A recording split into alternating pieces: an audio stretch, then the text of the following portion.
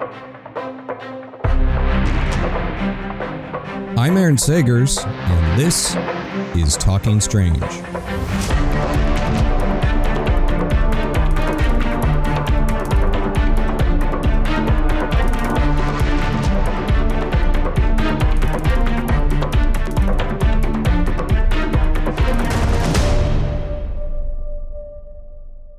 Hey there, spooky nerds, and welcome to Talking Strange, the paranormal pop culture podcast.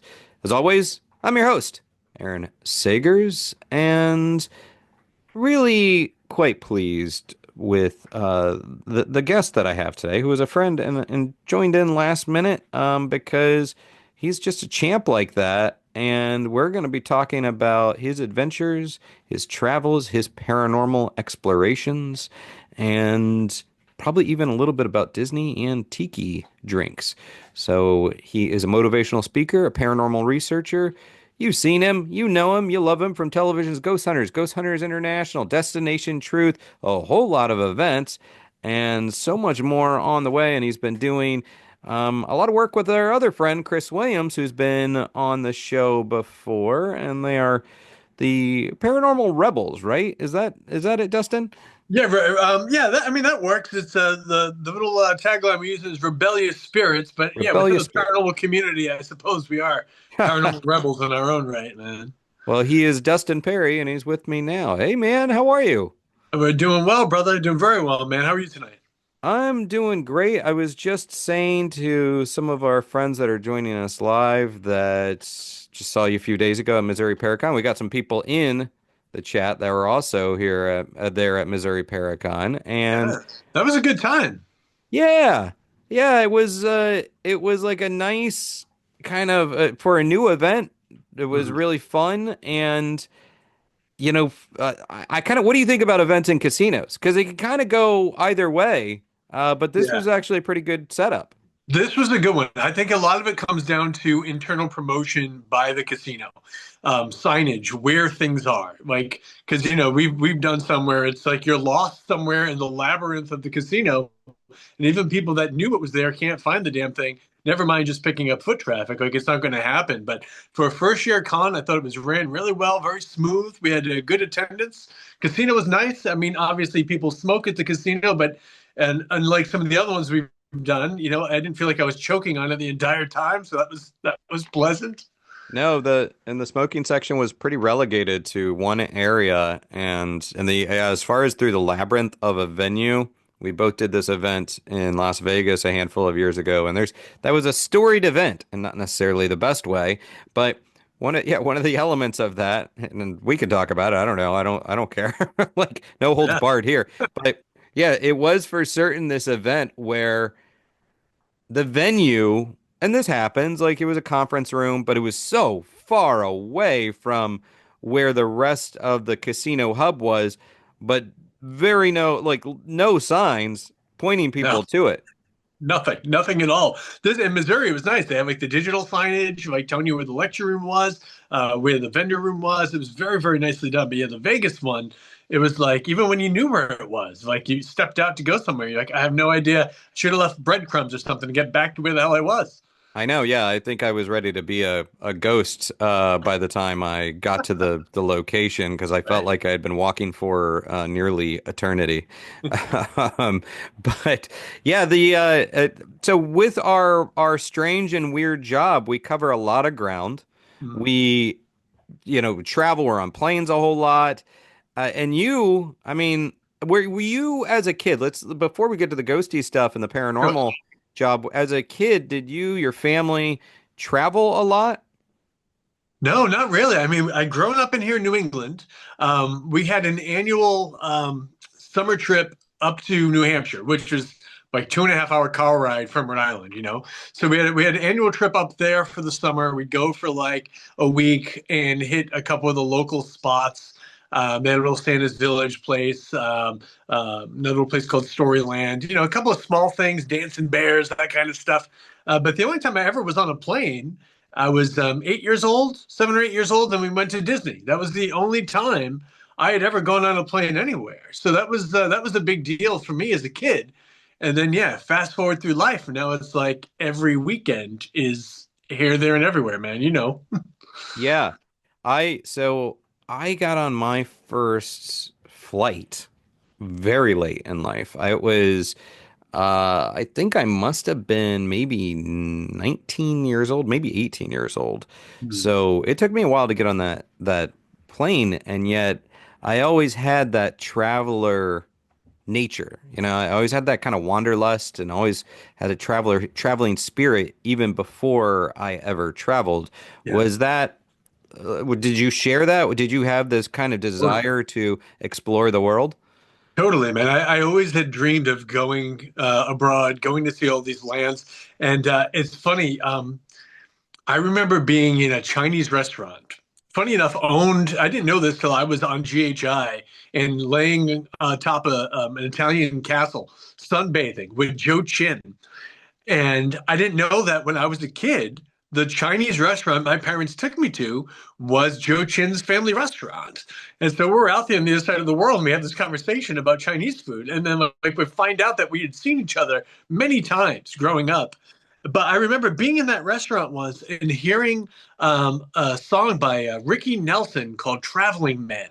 Made a lot of stops all over the world. And I remember hearing that song and thinking in the Chinese restaurant, man, I would love to go and see all these places. You know, it just sounded so amazing. And for myself, like, and I always tell people, there's no shame in where you come from. You know, my dad worked two jobs. My mom did her best to take care of the family, but I grew up just a couple of blocks from the project. So like, I grew up in a rougher, poorer part of town. So outside of taking those little road trips, up to New Hampshire, like we didn't have a lot. And I never knew I would be able to travel the way I wanted to, but I dreamt about it and I wanted to go. I get to go to Canada by bus. My After my senior year of high school, like after I graduated, my buddies and I did a little trip up to Canada, and I was excited just to do that. But yeah, it wasn't until later in life that I get to travel more regularly. But yeah, man, same as you. As a little kid, it was in there. I wanted to Yeah. go see these lands. Yeah, we have a lot of that in common, in fact, because I come from a big family. It was five kids for us, but my parents worked hard to provide, and it's expensive traveling, even when you don't have five kids. So Right. there were some road trips. So I remember going to this place that was sort of this outdoor, sort of what Animal Kingdom ended up being, but before Animal Kingdom, it was called Lion Country Safari, for where you would drive around and then maybe a giraffe or whatever would come up to your car, and that was definitely exciting. I still fondly recollect on that, but Mhm. yeah, it was reading at National Geographic, watching these programs that really gave me that travel bug and thinking like one day I'm going to do it. I think honestly that is definitely a big part of the love of tiki culture and tropical culture, because even before I was old enough to drink, I had this kind of fantastic kind of connection to that type of decor. Maybe it was Yeah. through Disney or whatever. Yeah, I hear you. I used to doodle palm trees all the time. I was always drawing palm trees. I'm like, that's all I wanted to do was live somewhere tropical and relax and have blue drinks all the time, which I'm having now. All my drinks at home I make. I love a good blue drink, and so it just makes me happy. And we just got back. Took a family vacation to Jamaica. I haven't been gone on vacation 2 years, but we got to go to Jamaica just 2 weeks ago. And I was just like, man, I was so happy every day, just palm trees and pineapple drinks and just wandering around. Oh, it was so great. What is in your blue drink, my friend? This one is my favorite that I make here at home. Just a little pineapple juice, Sailor Jerry, and a little blue carousel, and just stir that baby up. There we go. Nice. Yeah. Cheers. I What you got? I'm drinking out of a spooky luau Hmm. glass, and I went with a kind of a riff. I was, just was eyeballing it, but a sort of a rum old fashioned, but a bit of a riff on it, and just going for it, Yeah. and throwing some tiki bitters in that as well. There you So go. when you're a kid and you're finding yourself fascinated by the paranormal, what was sort of a destination early on that you're like, I want to go to that one day? That Dracula's Castle, man. Dracula's Castle in Romania. I remember watching that on TV at my grandmother's house, and them talking specifically about how many, like, 1,300 stairs or whatever it was to get up there, and like the ghost stories. I was like, man, if I could go to that place, if someday I could get there somehow. And now this was years before, the TV show or ever even investigating. Like, I was just this spooky little nerdy kid. I used to go to, we used to have the Christmas tree shops, and they would have all like the holiday decor. So like July being my birthday, my nana would take me to the Christmas tree shop. My mom, she'd like, pick out what you want, and I would get all the Halloween stuff. And I would buy the green foam blocks that the florists use, and I would make little graveyards with stones and little creepy trees, and I'd put it up in my room. And man, all I wanted to do was go explore weird, spooky places, and I'd read all the books about it. And I never knew it was going to become a reality. I never knew I was actually going to be able to go climb those steps in Romania, but it all came true somehow. Yeah. It's well, do you still have any of those models that you made? Oh, I wish. And Yeah. I wonder sometimes if there's some things left over in my parents' basement, some relic somewhere. But I remember, dude, remember rabbit ear antennas on the TV? Oh, of I used course. to, I used to have to move that over to the side because that's where I would keep my little graveyard on top of the TV. It was awesome.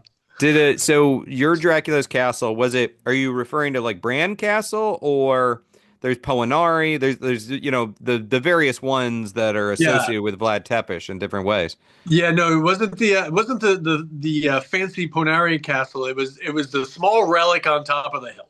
Yeah. And it was yeah, Bran, and it was wonderful. I'll tell you what, though, the 2 nights we get to go there, it's all outdoors. Like, there's no roof or anything, so for investigation purposes, very, very, difficult to pull off. But I remember just being so excited to go there, and like, oh, we're gonna carry all the cases up. We get the big Pelican cases with all the cameras and the DVR, and I'm like, I don't care. I'm like zigzagging up and back and forth these diagonal stairs. It's raining, and I was like, who cares? Like, I'm here, man. And then we get up there, open up those cases, take out the DVR, take out the monitor. There's no power on top of that castle hill. Nobody thought to ask. I'm like, we carried all this stuff up here for nothing. So it was just the second night we thought ahead. We just brought the handy cams in a bag, and that was about it. But still, although it wasn't the best investigation I ever did. Somewhere within me was that little starry-eyed child with a stupid bowl haircut that got to climb those stairs and got to be on top of the castle. It's still one of the 8x10s that I sell at my table, like at the conventions. It's just standing on top of that mountaintop in the hallway of Dracula's hallway. It's just so cool. Such a crazy like correlation of life to as a little kid to dream of it, and then as a young adult to travel and to be there. If it's the one I'm thinking of, because I've been to pretty much all of the associated with the Dracula legend, and the Yeah, one with all the steps up there that's exposed to the weather and everything. yeah, Yeah, it also gets to the point where I don't have a pronounced fear of heights, but when you start feeling kind of that yeah, open air kind of element, yeah. you start getting that little like, I don't know about this. And Right. the other element of that one was, so actually just even recently, I was there in October and November, and just through it was shut down for a lot of reasons, but we were able to go. And along the way, there was this big dog that was walking with us. It was one of the dogs that belonged to one of the guys that lived on the ground or whatever. And the dog was walking all the way up, doing way better, clearly had practiced more cardio. And you come to realize after a while, like, oh, it's not just a sweet dog that wants treats or whatever. No, it's walking up there because of bears that are in the area, and Oh, it's sort of a protective guide dog, which yeah. then makes you really want that dog around. Yeah, absolutely. Indeed. Yeah, it's the woods out there. I mean, they're thick and they're Yeah. full of wildlife. Like anything could happen there. Ghosts are probably the least of your concerns. Yeah, yeah. No, I've got some bear stories there, but yeah, it gets, or even like wolf stories. It gets crazy out there. It really just does channel those old legends and the Universal monster movies and everything.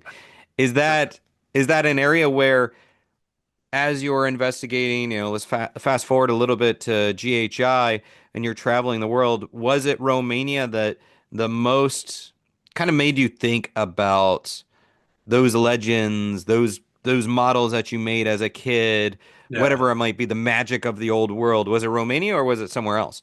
I would say it's probably tied between Romania and the old Czech Republic. We did this case Castle Huska out, and it was like 2.5, 3 hour like ride through the woods before you even find this castle, and it's just there is nothing around for as far as the eye can see, And that was one of those places like this looks like it's straight out of a movie, It just it was really something just coming up upon the building. And funny enough, I saw an Instagram story about it yesterday, and like I couldn't help but have to like put in a comment because people were talking about how it was built to trap evil and this, that, and the other. I'm like, it was actually used for accounting. Like the reason they built the castle was because yeah, it was in the middle of nowhere, but it was actually centrally located to all the lands that the royals owned at that time. So Yeah. this is where they kind of put the bean counters, like some of the windows were fake and everything else because it wasn't there for aesthetics, it was there for purpose. But the stories of there was built on a bottomless pit. I'm like, well, then how did you lay the foundation? Like, none of this makes sense. But yeah, I mean, being out there, it does have that old Hollywood horror feel to it, especially at nighttime. Like everything changes, and it's easy to have that false bravado and puff up your chest when you're walking around with your camera crew and everybody with you. But then when you go outside, like by yourself at night to go get something, it's like, oh, this anything could happen here. Like you said, there's wolves, there's bears, God knows what creepy things are out there. Yeah. As far as the bean counters and accountants, I guess that's sort of a dual nature. They can either be your best friend or your worst enemy, depending on which side of them you are. And Absolutely. I mean, what was the moment where you recall having that experience of true darkness? Because it's not something we often get in the States, certainly not New York City, and like where was that? Just being out in the woods, I really feel it at night because I always like to go for walks, Yeah. and production didn't like the fact that I would go walk by myself, especially at night places.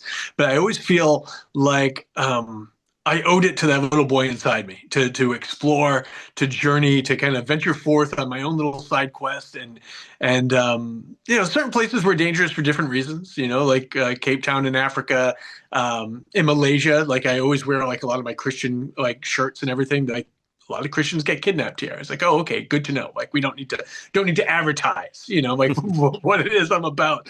It's what's true to me can be true to me inside without me, having a neon sign on about it.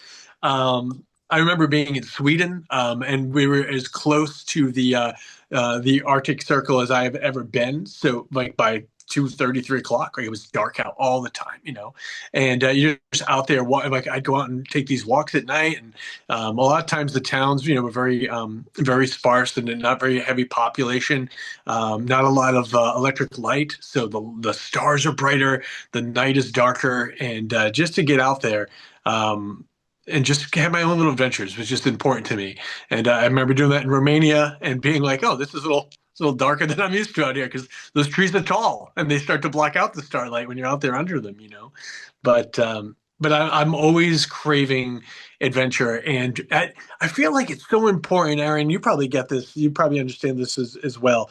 I feel like our world is so busy, and all that we do, all the traveling, all the commuting, all the constant nonstop beeping, texting nonsense, it's sometimes nice to be out amongst nature and be out in the dark and feel small in a very big world. I feel like it kind of just gives me a sense of understanding, a little bit of juxtaposition to how we feel in our normal lives, and to feel like maybe your worries, your concerns, all those things that bother you during the day, that trouble our brains, our anxieties, and all those things, kind of just wash away. Kind of like the Japanese like forest bathing understandings, like just being out there amongst nature and looking up at the stars and these giant trees and be like, man, I'm just one tiny little freaking bloated sack of protoplasm walking around in this planet. There's so much more out there.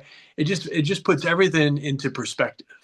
I do love that. And, I feel like when you have those moments, when you feel sort of just the cosmos around you, or maybe your place in the cosmos, you can, You can feel small, and yet for me, it's you can feel small but not insignificant. And instead, it's like, yeah, I am one tiny little speck in this cosmic beach, and yet I am a grain of sand, a speck that exists right now, and has a place in it. Like I get to exist on Yeah. this beach, and that so small, but not insignificant. You Mhm. know what I'm saying? Like, and I love it because it is humbling, but it's also empowering.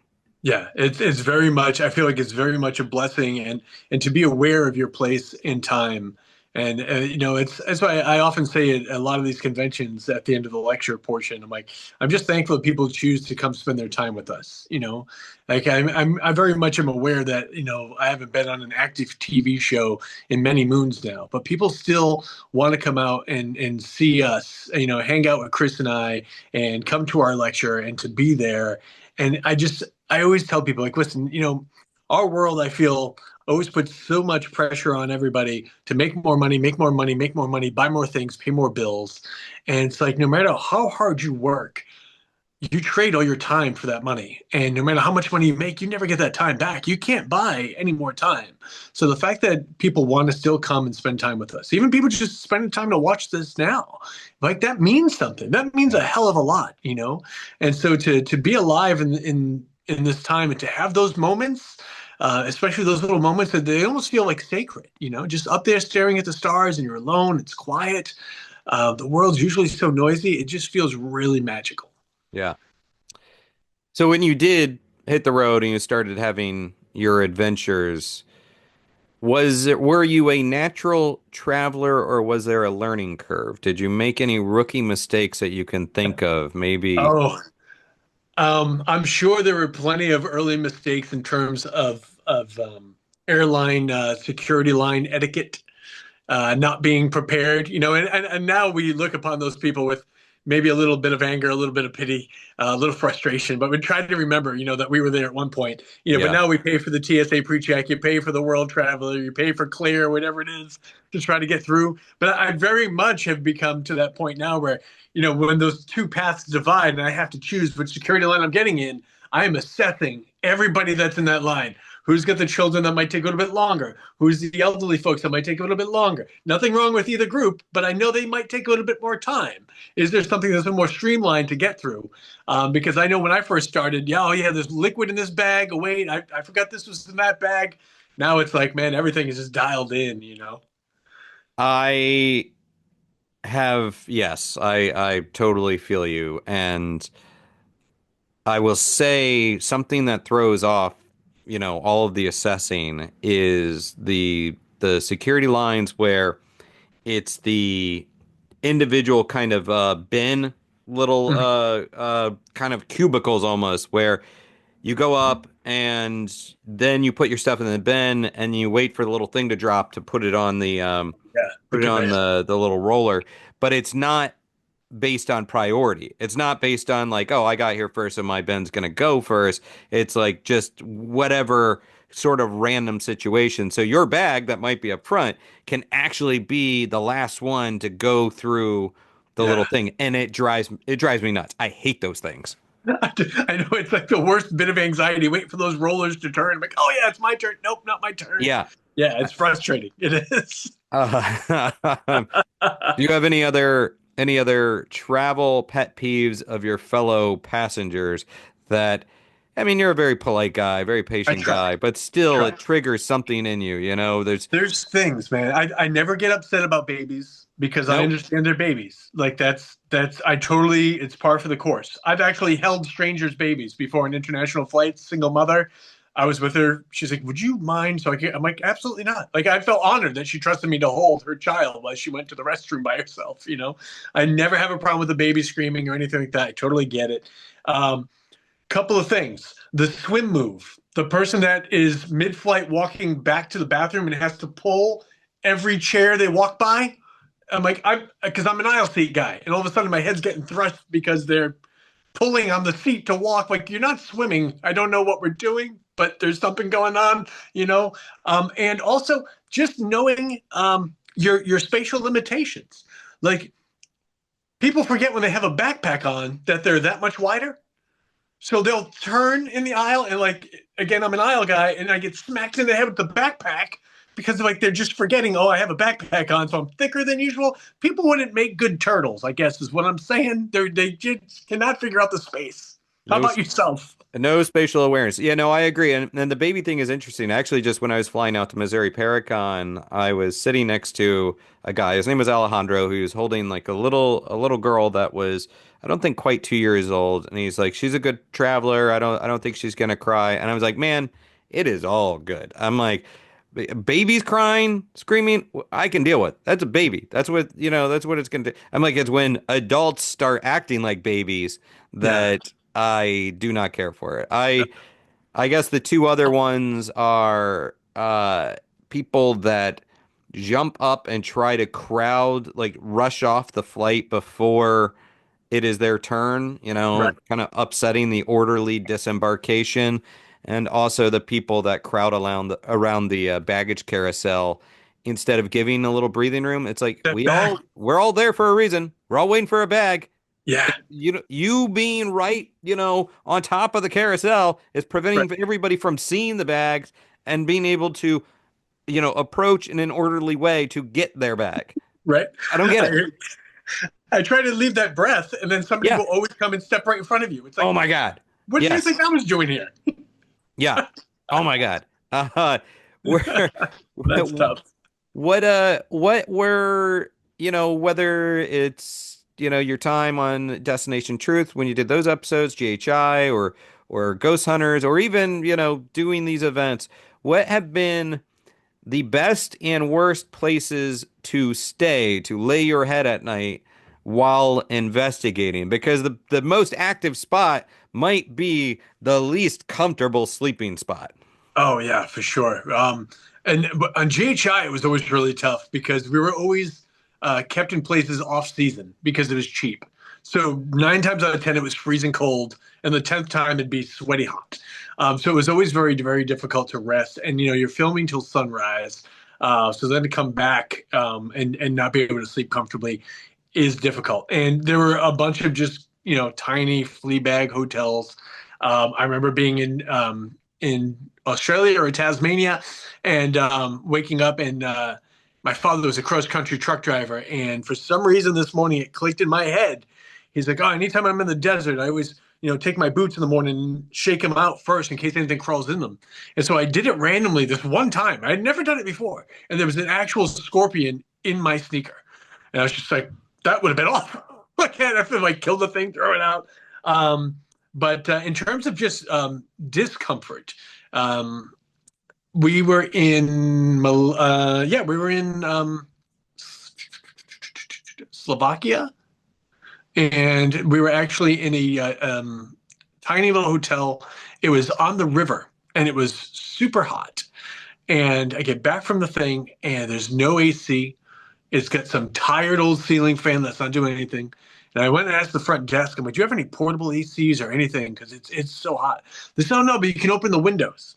You can get some air in from the river." Great. So I did that. I'm exhausted. It's like 4 or 5 in the morning. Go to bed, sticky, disgusting all night, covering myself with powder just so like I'm comfortable. I woke up. It was one of the scariest damn things I've ever seen, Aaron. My entire walls were caked with multiple flying insects because there were no screens in the windows. So now I have a room that is not just hot and disgusting, but I've got a cornucopia of insects all over the damn place. I just this is not good. This is not good. Um, Favorite place? We got to stay in a French chateau, and that was amazing. I had a clawfoot tub. I'm 6'1", so most tubs, either my nipples or my knees have to be out because I can't submerge all of this in the tub comfortably. But it was a big clawfoot tub, glass doors that opened out over the vineyard. There was a lightning storm. I always had one night that I would set aside for myself on GHI. I'd call it romance night. I would play music for myself. I'd get myself a bottle of wine, and I would draw a bubble bath. Even if my nips or knees had to be out, I had to have this ritual. But this one time was the best bath I've ever taken in my life, and I was the happiest boy in France. As a not especially tall guy, I think I would have been safe in some of those old medieval clawfoot tubs. I would have probably been on the tall side at that point. So I don't typically have that concern, but I have been in those especially tight quarters or some of those European showers where it feels like a camping shower. Yeah. And even as not a big guy, I'm like bouncing off of the walls, just trying to like, how do I actually wash portions of myself? Uh, and it gets even actually in the United States. I can think of one place out west that is a pretty popular spot, but it is does not have very cozy shower situations. It's like It's being in a RV shower or something. Yeah, the shower. I honestly shower usually twice a day. I like to. I can't start my day without a shower unless like I had to get up late or I get up late and I have to run. I like to start my day with a shower and I like to take a shower before I go to bed. It just helps to unwind me. I put my music on and I just kind of chill. So it's very important to me to have a proper shower. In Romania, in Romania, I go into the bathroom and I see the nozzles on the wall. I'm like, but there's no actual shower. There's a toilet in the corner, everything's tile, and there's a sink, and then just these knobs. So of course I go over and turn the knob to see where the water's going to come out from. And there's one bare bulb swinging in the middle of the room, and the shower just comes down over that. And I'm like, this seems so unsafe for so many reasons. It was just the strangest damn thing. Best shower I ever took. I was at the Gettysburg Battlefield Bash, whatever little hotels over there. For some reason, I happened to have gotten an upgrade. It was like being in a car wash. It was like a walk-in shower, and it had 6 shower heads. I stayed in there for like a half hour. I was having the best damn time of my life. I've had those experiences where even recently on one of my international trips where I was in a fancy shower, but fancy is like the guy that designed the fancy portion of the shower did not communicate with the guy that designed the rest of the bathroom because you have like just water coming in from everywhere, but nothing to keep the water in the shower portion. Oh, So then your whole bathroom area just floods, and it's like someone did not. There yeah. was miscommunication here. Have you seen a lot of the new places now? They have that just half glass. Yeah, yeah, I I'm hate like, that. I Uh, hate that. I'm like, I need a curtain or something, like, or at least 2 pieces of glass, because again, like the water goes everywhere. It's insane. this could be a whole show on its own, just a series of Dustin and Aaron talking about Yeah, just showers. yeah. And, 2 dudes, one shower. That's yeah, a whole new thing. yeah. I mean, it might get traffic, probably on OnlyFans, but the Works. Whatever works. it's tough times, man. Are you an adventurous eater? No, no. I have until I realized that I wanted to date women, and in order to do that, you can't go out for grilled cheese, hot dogs, and pasta all the time. I never ate anything, like not even chicken nuggets. I didn't even have one of my favorite foods is mozzarella sticks. I didn't even try those until senior year of high school. I am not an adventurous eater. I like what I like, and it's very plain. It's pasta, it's pizza, steak, chicken, but nothing crazy, man. It's going to be super tame. And so internationally, when everyone's like, "Oh, these are duck eggs," and they got like real duck embryos in them, or we're going to have guinea pig, and I'm like, no, no, no, no. When I would travel with Pop Tarts and peanut butter everywhere I went. And also a roll of cookie dough, but the cookie dough was just for the flight out to Europe. Once I got there, it was already gone. But I would live on Pop Tarts and peanut butter in a lot of these countries. That is something you share with our friend Chris Williams. She is, I love her to death, not an adventurous eater. No, no, not at all. That's why we team up so well. It's like, let's go find pizza again. Okay, deal. What what's something that you always have to have in your bag outside of the basics, toothpaste, Snow deodorant, whatever. caps. I need But snow caps. snow I love caps. snow cap candy is one of my favorite candies. So I like to always have one of those boxes before I leave. And if I have the time, I like to make what my man Paddington Bear calls an emergency sandwich. Because I've had so many layovers that go awry and random stayovers. There's nothing in the airport, everything's closed, and now I'm stuck there all night. So a lot of times I will make a caprese sandwich with the fresh Italian roll from the deli down the road, and I put in a little bit of prosciutto parma, a nice Italian ham, freshly sliced mozzarella, a couple of slices of tomato, a little olive oil. I wrap that bad boy up and keep it in my carry-on. This way, if I get stuck somewhere, I get a little sandwich. Not bad. That's a good tip. And for everybody that's joining us in the live, get those drop those questions in the chat, and I'll pass those along to Dustin momentarily. But so, are you a last minute packer or do you pack in advance? The night before. Night before. The hardest part, honestly, is the merchandise bag. Yeah. Just trying to make sure it's not over 50 pounds. How many books can I get in this thing? How many shirts can I get in that thing? As for me, I could live out of a backpack. I could just travel, for a week and just bring a backpack with me. Like I can fold up my jeans, my shirts, my undies, put all that stuff in there with my little black toiletry bag. I'm good. But usually I pack everything the night before I fly out. I don't go crazy days and days ahead of advance. The night before is good enough for me. I tend to be a little bit of a last minute packer, typically the night before. The biggest thing for me is I travel with a lot of gadgets, laptop, that's not really, crazy gadget, but a lot of things that require charging Oh because yeah. I do like to have all that contained in my backpack, or when it's international, having a hotspot with me, having external batteries, you got your headphones, you got like all the stuff that I can survive out of that, from a tech standpoint, Yeah. some books and stuff, but and I vacillate between overpacking and underpacking, but my rule is if I have this bag, if I'm overpacking, as long as it fits in that bag, you Right. know, Yeah. Okay. yeah, just don't go crazy with that. Let me ask you, we've got a question here. It's just coming from Chris. She said, "Do you have any interesting or paranormal travel stories from your tour?" And yeah, I would add to that as sort of a sub question. Those moments where you're not on the job, but you still might have something spooky happen. Maybe it's before the job begins, or you get that romance night, or whatever it might be. So, kind of two parts of that.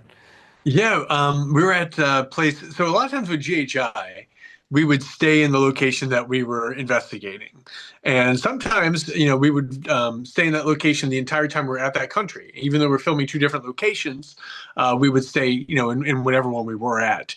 And we're at a place called the Hotel Cambuquita down in South America, and it was I want to say it was Argentina, and there was a chest of drawers at the end of the bed, and it happened one night. I was laying there, and I was just starting to doze off, and I heard this like creaking sound, and I get up to see the door just open on its own, and then just went back closed as if and it took force to do this. It's not like it would just swing open and hang there. Like it went back and closed again.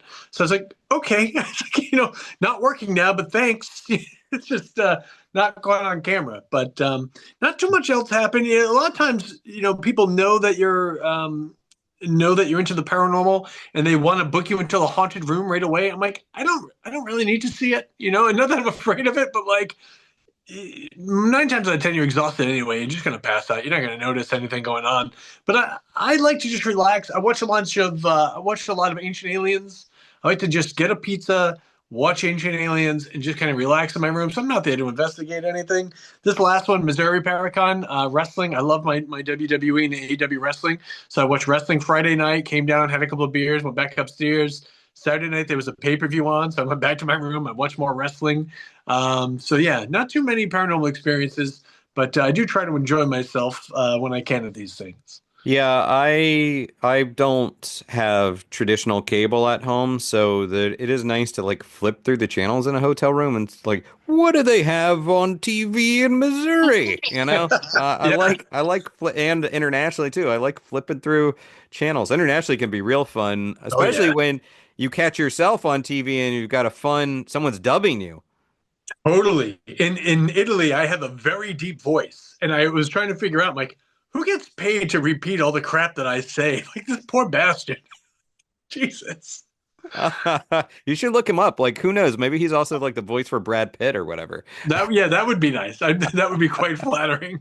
The I'll just say the as far as like when you're not wanting that experience and it happens is the one that comes to mind. Some people have heard this is I was heading out to the Queen Mary for an event, and the plan was to get in quite early from New York to flying into LAX and then going out to Long Beach. Had a whole day to myself, supposed to get there real early. Well, weather intervened, and instead of a whole day, I got in at 2 a.m. West Coast time, which is 5 a.m. East Coast, right?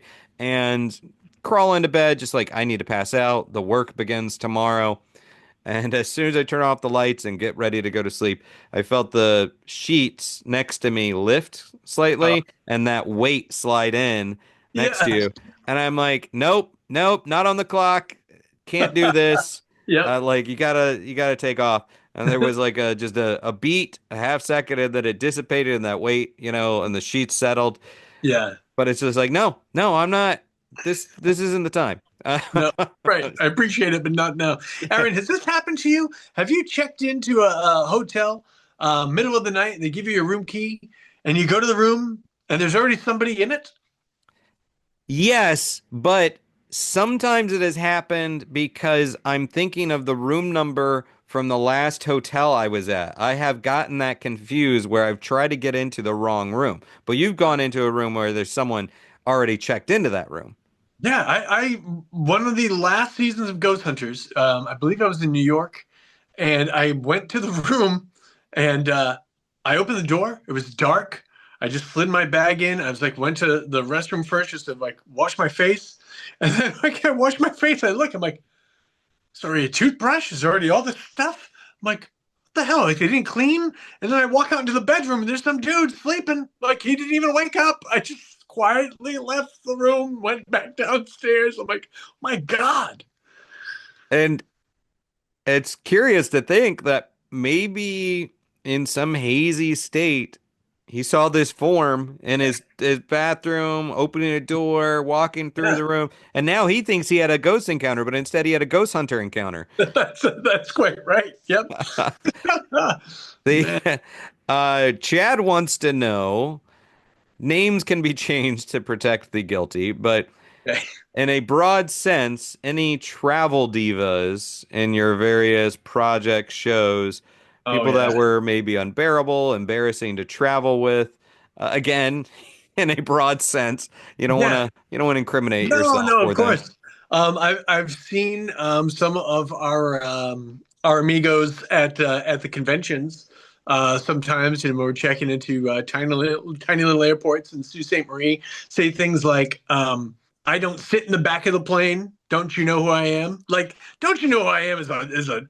I mean, that's such a foible, man. Like, no one should ever say that. And like, who are you not to sit in the back of the plane? Like, this isn't like Rosa Parks back of the bus stuff. Like, we all sit in the back of the plane. It's completely fine. Like, who cares? And it's I a love the tiny back. plane. It's a tiny plane. The one out of the suit, you've got like 12 rows. Like, what are you going to do? Back of the plane usually survives in a crash, so that's where I prefer to be anyway, personally. If I can't have my exit row in the wing, I like the last row of the plane. I've also seen some of our friends fight with the baggage agent over what could be in their bag and how heavy the bag is. It's one of my favorite moments, and I won't change the name for this one because it was just so cute and endearing. We were leaving Sault Ste. Marie, and you're probably quite aware of the sign that they have due to Mackinac. There's that sign right over the security thing that says, "Do not pack fudge." Yes. And John Zaffis was under it, taking stuff out of his bag. It was just so hilarious to see the old man flustered about having fudge in his bag. And he's I walking. was gonna bring back that fudge. I love Johnny. He's the best. What am I So gonna good. do with those fudge? Oh, I love him. I love that. Yeah, the harassing the baggage people or anyone really, just people that are rude to people that are just working jobs. They're not Yeah. making up the rules. No. They don't want to be there. So, when they start giving these poor people grief, Yeah. it's there's times I guess to be like a little bit more frustrated, but for the most part, like when people are kind of giving it to these poor people, it's like No, it that's is so awful. pointless. And I mean, and here's a pro tip that I'm sure you know, but maybe some of our viewers don't. The people that check you in at the baggage counter when you're first getting to the airport, those are most often going to be your gate agent or someone else you're going to see down the line. Just being super nice to them, asking them how their day's going, talking to them as if they're people. That will get you very far. I've gotten upgrades just this last flight. The guy's like, "Oh, you're kind of tall. Let me put you in the exit row." I was like, "Awesome! Like, thanks, man. Like, appreciate it." That will get you far. You're a little bit over on weight. If you've been nice enough, usually they're not going to give you a hard time. What drives me crazy is this. As most people know, I am the king of flight delays, flight cancellations, and every other damn thing you could think can go wrong. However, when I'm sitting there and I hear the delays happen, like of course I get, like, oh well, of Yeah. course again, and mostly only because I got to figure out if I'm going to make my connection so I can get to the gig on time, because I don't want to disappoint anybody. But I love when there's the person that waits in line to go give the business to the gate agent asking, why is this flight delayed? What's going on? Like, all right, if it's a mechanical failure, are you an airplane mechanic, sir? Are you going to go fix the plane? If it's a weather delay, are you going to go change it? There could be a parade of pigeons on the tarmac. What the hell are you going to do about it? Just sit down, relax, go to the bar. I go to the bar, I have a beverage, I'm having a wonderful time. Yeah, I no, I agree. It's like you realize the person that's delivering this message is not the person flying the plane, is not the person that's making the decision, is not the Yeah, person bringing in the weather. I mean, nope. I do think that there's plenty of times where airlines have been dreadful as far as providing information. But if you're providing information and keeping people updated, Yeah, then that is really the extent of things, or helping you rebook on a flight if you're clearly gonna miss it. So yeah, yeah, I don't get it. The people that somehow think that by being upset they are going to solve the problem instead of just look like a right. jackass.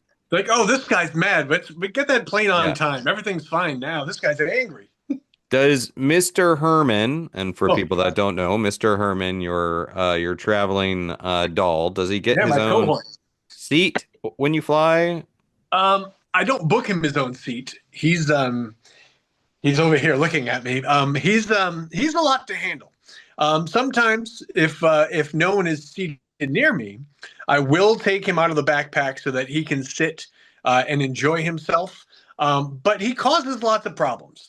He makes a lot of off-color comments. He asks about certain clubs that he's heard about that's a mile high. He's very rude. So I try not to let him out. He gets mad at the TSA agents because they always have to swab his bottom because he's filled with sand on the bottom. He's weighted, so that triggers an alarm in the TSA security check. So they always have to get the little kit and swab him. Good thing is the people at the Providence airport, they know me pretty well because it's like an every weekend thing, and so they know Mr. Herman. So they still have to go through the motions, just to make sure because they're safe, which is fine, and I don't mind. I take him out of the bag so he's ready to get his little swab done.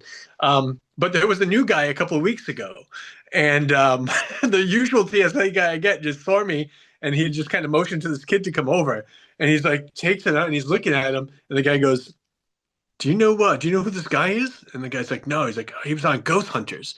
He's like, "That object's super haunted." And the kid like dropped it in the back. It was wonderful.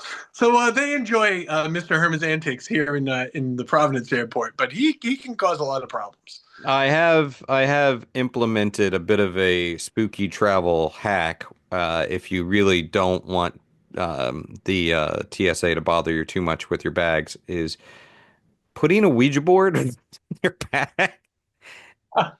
If it gets opened, it Yeah. quickly leads to a hell no, and then move along.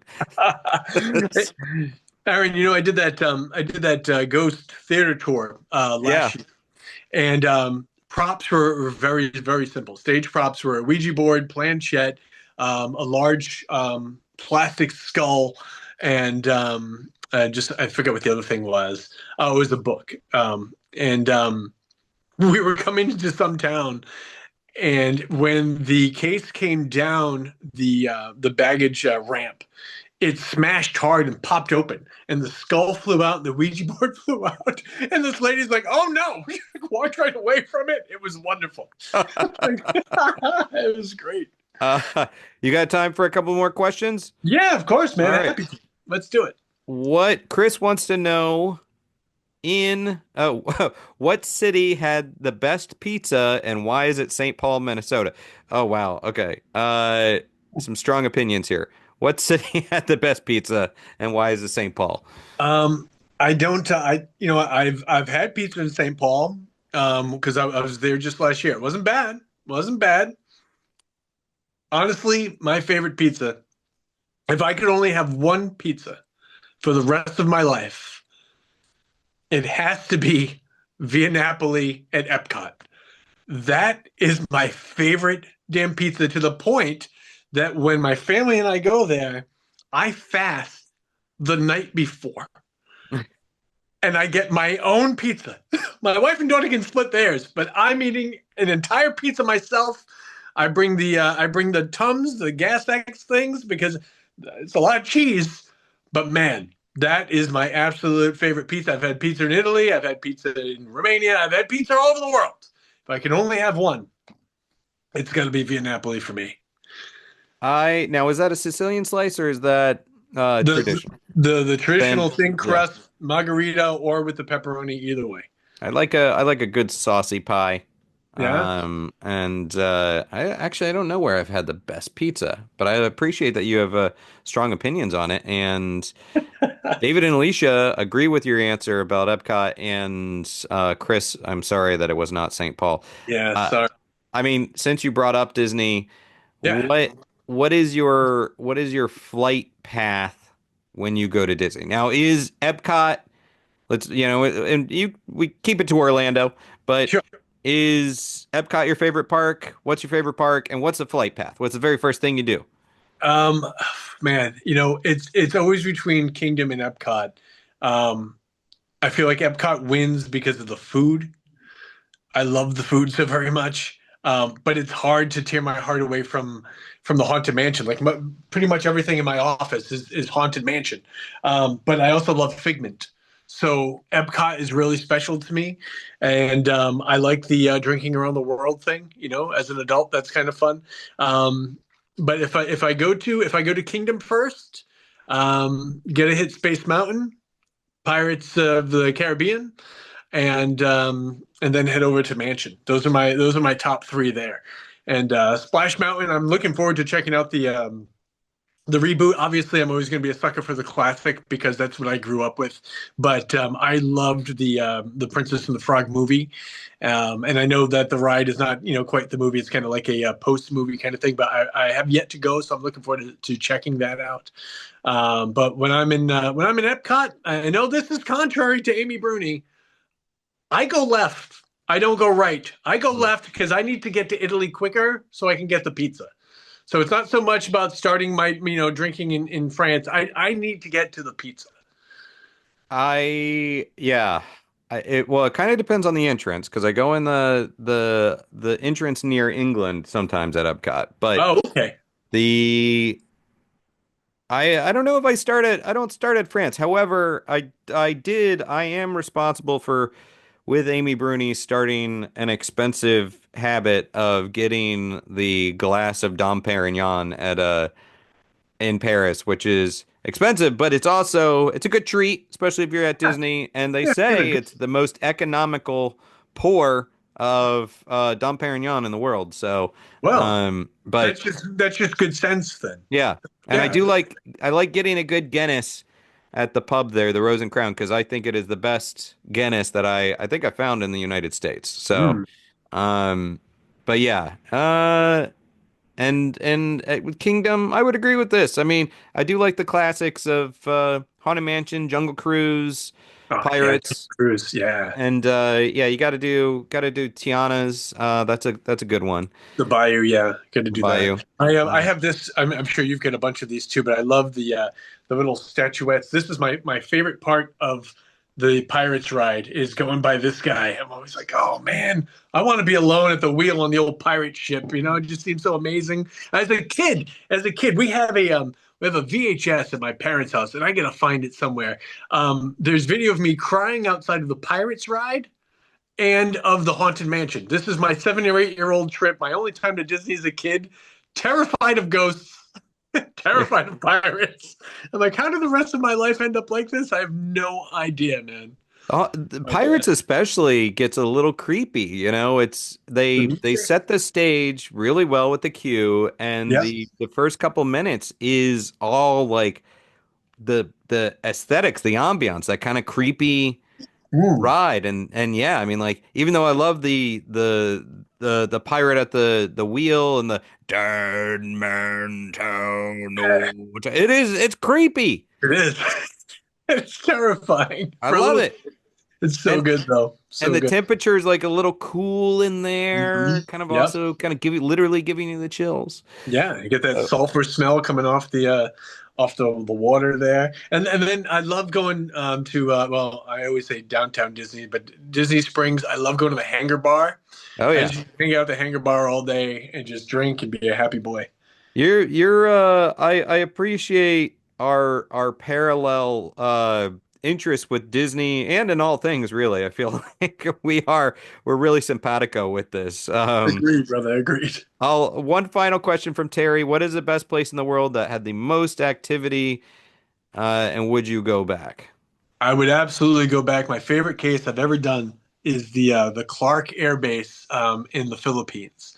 And that is the only case I've ever done where we go on these investigations, and they give you that laundry list of all the things that have happened and all the things that are going to happen, and you're lucky if you get any footsteps or an EVP, never mind apparitions or any other damn thing.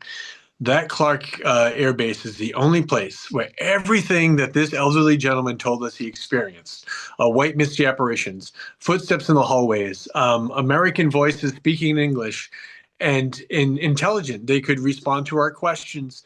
And we witnessed and documented everything that this gentleman said in the 2 nights that we were there. And it was amazing just for that. But then on a personal level, we go and show this evidence to him, at the little reveal scene that we always had to do. And this guy just broke down in tears because he was a security guard there earlier on in his life. The building became vacant, and he told people what he had seen, and they said he was a liar. They said he was a drunk. They made up stories. And you have a one-off paranormal experience, you start to question it yourself. And then when everybody else in your society starts making fun of you for it, we gave that gentleman, the vindication and the proof that he needed. And he just started crying. Like, we stopped filming just to console him and just enjoy the moment with him. And it just meant so very much. But I would absolutely go back there. There was nothing frightening there. Obviously, anything something starts to materialize is a little off-putting, but so rare that that ever happens, and even more rare that everything on the laundry list actually was witnessed or documented. That will always be my favorite case that I've ever done. Yeah, that's compelling. That's interesting. Yeah, very cool.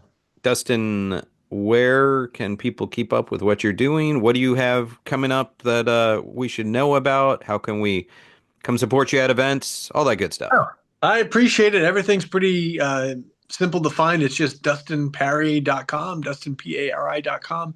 All my events and everything's listed there. All the lectures, all the things. I'm thankful to be able to do as much as I do. It's hard to balance it with the day job all the time, but I love it, and I wouldn't have it any other way, regardless of how many flight delays or overnights in the airport I have to have. I'm excited to be going down to Key West in a couple of weeks, going down there around St. Patrick's Day. We're going to have a little good time with Robert the Doll, so that should be fun. We're headed to Texas. We're headed to Ireland. I've got like 22 more events this year, a couple more coming out soon. So, yeah, dustinperry.com is the place to find me. And I love meeting people out on the road. So, hope to see some of y'all out there soon. What's the event in Texas that you're doing? Oh, so we're going down to Schertz, Texas. Right. The Kling brothers run an event down there, and it's the end of Yeah, March. the Lone Star Paracon. I'll be there. Yeah. Oh, Okay. cool, man. Yeah. Yeah, I love Lone Star Paracon, and those guys, they always donate all the things to charity and everything. They do such a great job of it. So cool, man. I'm glad you'll be there with me. We get to hang out. Such a great event. And yes, there's also just for the Key West event, it's the Robert the Doll event. Dustin's going to be there. Brad Blair from Michigan Paragon is going to be there. Of course, David Sloan, our old friend, a good close friend of mine, Yeah, great guy. who lives in Key West. It looks like a great event. I absolutely love Key West. I've spent a lot of time there, spent a lot of time around the Robert the Doll exhibit and Mhm. investigating that. Uh, There's still availability for that, so you guys Yeah, check that out. yeah. VIP is all sold out, but we do have tickets just Yeah. to join us and do the investigations. I've never been to Key West, and Oh, I get dude. to. I'm going to stay at the artist's house. I'm excited about that. I've seen Robert, a couple of times before, but I've never got to just go hang out in Key West. So I'm really looking forward to it. It's gonna be such a good time, man. Yeah, it'd be awesome. Dustin, I've known you for so long. I've been fortunate to call you a friend, and I feel like just as the years pass, I like you more and more. I mean, I always liked you, but it's always I just like the time spent with you, Same and here, buddy. it's just great time. So thank you so much for your time today, my friend. Brother? For answering all these questions. And it's great just talking about travel instead of just like, your first Yeah. scary story or whatever. Yeah, no, for sure, man. It's a big part of what we do. Yeah. So I'm happy to do it. Happy to be here with you. And always a pleasure, man. Anytime we get together. And next time you're over here in the Rhode Island area, I still got to take you to Captain Seaweed's, my little tiki dive bar. We're I going to have a got the great time. t-shirt. That's right, you do. Yes, sir. It'll I be got the awesome. t-shirt. Gotta be there. Well, as I always say to people as I'm signing off, Dustin, thanks again for joining us and be kind, stay spooky, and keep it weird, my friend. You got it, brother. Thanks so much. Thank you, everybody. Hey, buddy.